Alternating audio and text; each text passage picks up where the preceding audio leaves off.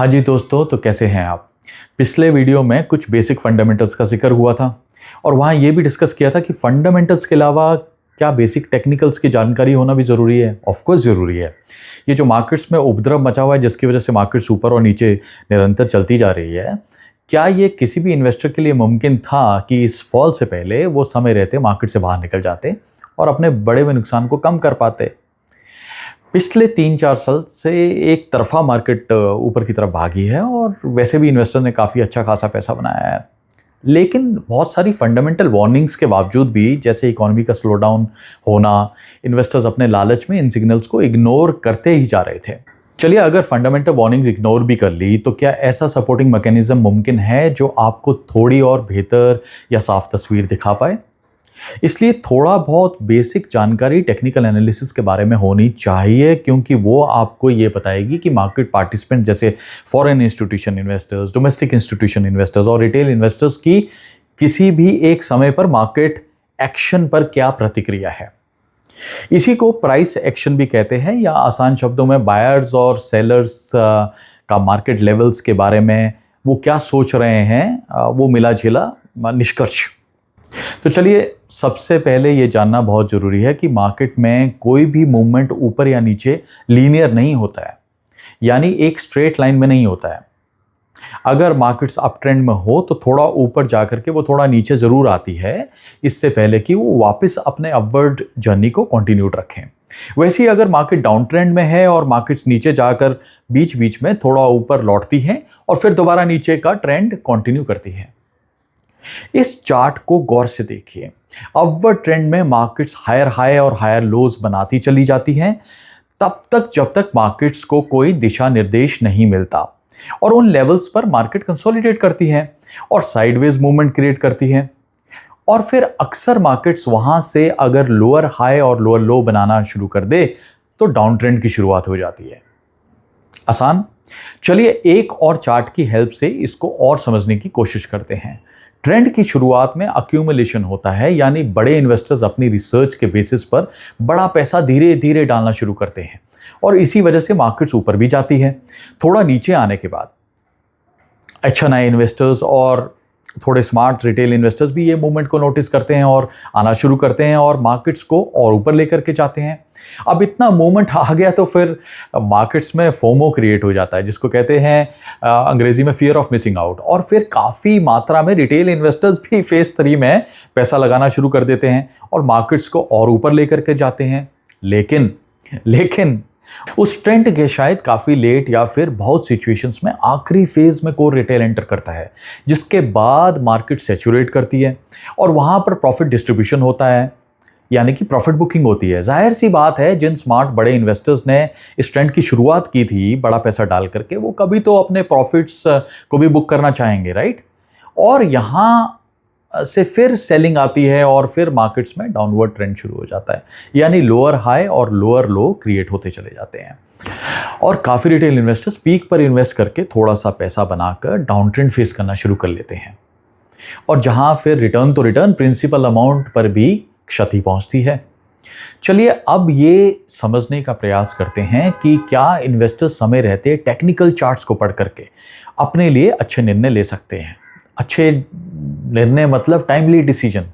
या तो वो छोटे बुलिश ट्रेंड के पीक पर इन्वेस्ट करके अपना थोड़ा कैपिटल का ऑलरेडी नुकसान कर बैठे हैं, या फिर ऐसा भी मुमकिन है कि एक लंबे ट्रेंड के बाद, जहां रिटेल इन्वेस्टर्स ने भी लेट एंट्री के बाद थोड़ा बहुत पैसा तो बनाया ही है, उस प्रॉफिट को प्रोटेक्ट कर सकते हैं क्या। तो ये निफ्टी 50 का चार्ट देख लेते हैं और समझने का प्रयास करते हैं कि ये कहता क्या है आखिर। By the way, Nifty 50 India की टॉप 50 लिस्टेड कंपनीज का इंडेक्स है। हम पहले भी इसके बारे में पिछले व्लॉग्स में जिक्र कर चुके हैं। नीचे वाले चार्ट्स को इग्नोर कीजिए और सिर्फ ऊपर, और आपको रेड और ग्रीन कैंडल्स दिखाई दे रही होगी, सिर्फ उस पर गौर फरमाइए, क्योंकि हर ऐसी कैंडल डेली कैंडल है। जो ग्रीन है उसका मतलब है कि उस दिन मार्केट्स ऊपर की तरफ गई है, और रेड कैंडल का मतलब है कि उस दिन जो है मार्केट्स नीचे की तरफ गई है। अब साफ तौर पर यह भी देख पा रहे होंगे कि पहले मार्केट्स हायर हाई और हायर लो क्रिएट करती हुई ऊपर जा रही थी अक्टूबर तक, जब तक FIS ने जो है फॉरेन इंस्टीट्यूशन इन्वेस्टर्स ने पैसा नहीं निकाला था। बॉटम में इस चार्ट के आपको महीने भी दिख जाएंगे। उसके बाद फॉरेन इन्वेस्टर्स ने पैसा निकालना शुरू किया और मार्केट्स में लोअर हाई और लोअर लो का दौर क्रिएट होना शुरू हुआ और फिर डाउन ट्रेंड भी, जैसा कि मैंने आपको पहले बताया। और निफ्टी गिरते गिरते अपने हाई से नीचे आते आते कितना नीचे, 22,790 तक ऑलमोस्ट पहुंच गई। ऑब्वियसली भारी नुकसान तो होना ही था। अब बड़ा सबक ये लेना है कि अपनी स्टडी के द्वारा फिर भी समय रहते क्या हम मार्केट्स से बाहर निकलकर इस भारी नुकसान से बच सकते थे कि नहीं। अब वैसे तो टिपिकली ये चार्ट्स ट्रेडर्स यूज़ करते हैं, लेकिन मीडियम और लॉन्ग टर्म इन्वेस्टर्स भी इन चार्ट्स को पढ़कर एक डायरेक्शनल व्यू तो बना ही सकते हैं। पिछले वीडियो में मैंने इसके बारे में बात भी की थी कि थोड़ा फंडामेंटल्स और टेक्निकल्स की जॉइंट स्टडी के थ्रू कैसे आप अपने लिए बेहतर डिसीजंस ले सकते हैं। तो चलिए वापस चार्ट पर चलते हैं और देखते हैं कि वो क्या कह रहा है। कैंडल्स के अलावा 3 लाइंस आप देख पा रहे होंगे। ग्रीन लाइन है लास्ट 10 डेज की moving average line, similarly blue line है पिछले 20 दिन की मूविंग एवरेज लाइन, ब्लैक पिछले 50 दिन की और लाल वाली 200 दिन की डेली मूविंग एवरेज।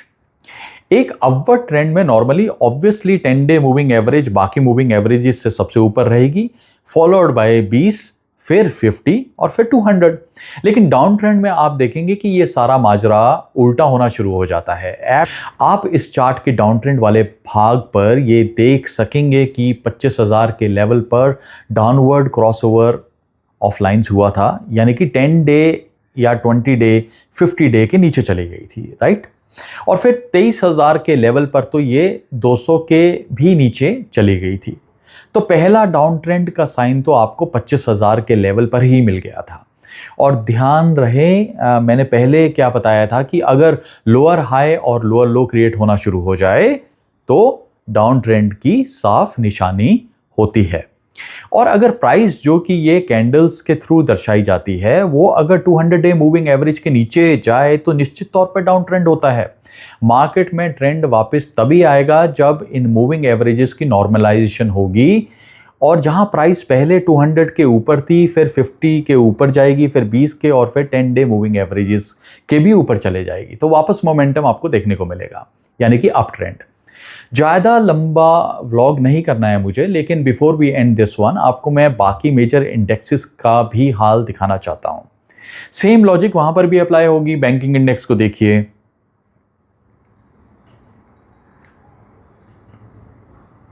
सेम ही लॉजिक है, वो भी 200 डे मूविंग एवरेज के नीचे अभी हाल फिलहाल में चला गया है। काफ़ी टाइम से सपोर्ट उसको मिल रहा था लेकिन अब चला गया है। ब्रॉडर BSE 500 चार्ट जो कि टॉप 500 लिस्टेड स्टॉक्स इंडिया के है, वो ब्रॉडर मार्केट का आपको तापमान अच्छे से बता पाएगा कि 200 मूविंग एवरेज के नीचे है कि ऊपर है, और अगर नीचे है तो सर्टेनली डाउन ट्रेंड है। और 200 मूविंग एवरेज पहुंचते तक भी आप देखेंगे कि ऑलरेडी जो है 10 डे 20 डे मूविंग एवरेज 50 के नीचे जा चुकी थी। मिड कैप 150 एक ही सी कहानी है कि नहीं। देखिए मैं मिड कैप 150 यानी कि जो 100 टॉप 150 मिड कैप स्टॉक्स है। अब इंटरेस्टिंग क्या है कि जहां Indian indexes across the board correct हुई है, फिलहाल अमेरिकन इंडेक्सेस को कुछ भी नहीं हुआ है। ये ट्रंप के गुणगान के बाद जो है बाकी सारी इमर्जिंग इकोनॉमीज इंक्लूडिंग आज में ऑफकोर्स डैमेजिंग इम्पैक्ट हुआ है, लेकिन वो तो बचे हुए ही है क्योंकि डॉलर भी वहाँ पर स्ट्रॉन्ग है। ये देखिए इस चार्ट के द्वारा उनकी टॉप 50 लिस्टेड कंपनीज का ETF का चार्ट, फिर टॉप 100 का भी देखते हैं, प्राइस मूविंग एवरेजेस के ऊपर है कि नहीं, जो मैंने आपको पहले बताया था। और चलिए जिसका मैं बार बार जिक्र करता हूँ, सोना। दोस्तों एक बार गोल्ड पर भी नज़र मार लेते हैं। पिछले व्लॉग्स में कई बार मैंने गोल्ड में निवेश करने के बेनिफिट्स बताए हैं, खासतौर पे ऐसे अनिश्चितता के अनसर्टेनिटी के टाइम पे, और उनके कारण भी मैंने काफ़ी विस्तार में आपसे डिस्कस किए थे। गिरती मार्केट्स में गोल्ड ने कैसा किया है और एक बार नज़र मार लेते हैं। आप खुद देख सकते हैं कि अभी भी चार्ट्स अपवर्ड मूवमेंट की तरफ इशारा कर रहे हैं कि नहीं। वो इसलिए दोबारा दोहरा रहा हूँ कि अगर बाकी एसेट क्लासेस डाउन ट्रेंड में हैं तो लोग एक गोल्ड को एक हेजिंग इंस्ट्रूमेंट की तरह मानते हैं और उसमें निवेश करते हैं, जिसकी वजह से गोल्ड की डिमांड सडनली बढ़ जाती है और गोल्ड नॉर्थवर्ड डायरेक्शन में जाता है, यानी कि ऊपर की डायरेक्शन में जाता है। सो जाहिर सी बात है कि गोल्ड में ऐसे अनसर्टन टाइम में इन्वेस्ट करने से लोग अपने आप को सुरक्षित फील करते हैं। यहाँ तक कि सेंट्रल बैंक्स भी जो है गोल्ड में अपने जो है रिजर्व्स पाइल ऑन कर रहे हैं। खैर आज के लिए इतना ही दोस्तों। कंटेंट अच्छा लगे तो सब्सक्राइब ज़रूर कीजिएगा। एक दिन इसी विषय में लाइव सेशन भी करेंगे और इंडेक्सेस के हिस्टोरिकल डेटा से कुछ सीखेंगे विस्तार में। और अगर आप इंटरेस्टेड हो तो ज्वाइन जरूर कीजिएगा, मैं इनवाइट आपको ज़रूर भेजूंगा। तब तक के लिए नमस्कार, अच्छे से रहिएगा, धन्यवाद।